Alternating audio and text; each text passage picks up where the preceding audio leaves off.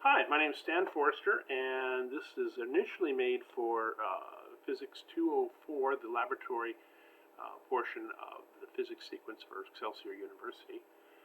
This week we're going to be working with a simulation called Charges and Fields.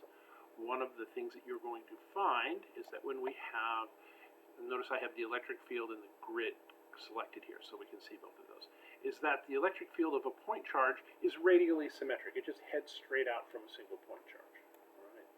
So those field lines emerge from point charges, and they converge and they terminate on negative charges. So it's radially symmetric for a negative charge. Now, that's pretty boring stuff. So let's see if we can't make it fancier. All right, so let's see. This is called a dipole field. In other words, you have a positive and a negative charge. Now think about this. From really, really far away, the positive and negative charges, they kind of hide one another, okay? And it looks like no charge at all. Okay, and so we would expect this to die off as greater than 1 over r squared, because at a sufficient distance from a dipole, you're not going to be able to tell the difference between this and a negative and a zero charge. All right, and that's what you'd expect. I mean, solid matter is made up of positive and negative charges. Those fields die off very quickly. Think about the surface of a salt crystal. You don't feel the repulsion of the electric field until you're actually like within nanometers of the surface.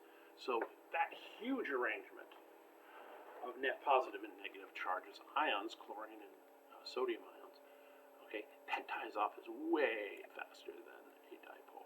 Now this is called an octopole field. Okay, if we were to just put the positive charges on top of one another, they'd just be a stronger dipole field. This alternating system of charges, let's say sodium ions and chlorine ions, okay, this has a field that dies off even faster. Okay, it's more complicated and it dies off a huge distance away.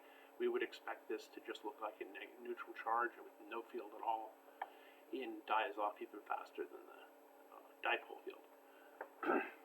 Okay, but that's not the one that really interests me. Right now, we're going to go ahead and take a look at another one. I'm going to use the same simulation, and we're going to make a line charge. We're going to make a line charge. Now, if what I'm trying to simulate here is getting close to an infinite line charge. Okay, for an infinite line charge, there would be these positive charges everywhere, continuously on this line. There would be no gaps, and this would continue off at many times the distance away from wherever we're going to be measuring. Now, I'm just going to take a few of these. Okay, so I got this as close to this major grid line here as I can. So let's go ahead and let's measure here. That's 164.7. So let's come down here. I'm going to move this out of the way. 164.7. And I'm going to pause this for a moment while I put in the rest of the reading. And the last one is 90.73. Let's go ahead and take a look at this 90.73. Now, I don't want to take any more readings that are further away from that because this distance here is already an appreciable distance away from the edges. Okay, so that's already going to be a big source of error from what I expect. But let's go ahead and let's I've highlighted this. Let's go ahead and we're going to insert a chart, a scatter plot, and I'm going to insert a trend line. And I'm going to come over here, I'm going to do a power line, and I'm going to make sure I display the equation on the chart. All right, let's move that equation up here where we can see it. And I'm going to blow this way up so we can see what that exponent is. Okay, 0.426, which is actually the worst one I've gotten so far. I've done this several times today. And 0.426, it's a far cry away from 0.5, but that's sort of what you would expect. Okay, so just to reiterate.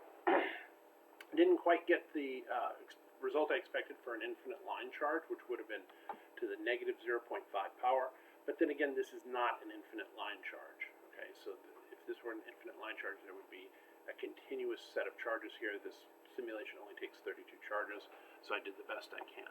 Also, let's see, we went up, what, 1, 2, 3, 4. We went up 4 major grid lines, and this is what? 1, 2, 3, 4, 5, 6, 7, 8, 10. This is like 10 grid lines to the edge here. This is not infinitely far from the edge of this. So this is, again, not an infinite line charge. And so we would expect this to die off just a little bit, yeah, a little bit quicker than 1 over r squared. And I guess that's what we got. So that's, maybe I did better than I thought. Okay. So in any case, have fun with your own simulation, and I'll see you in the comments.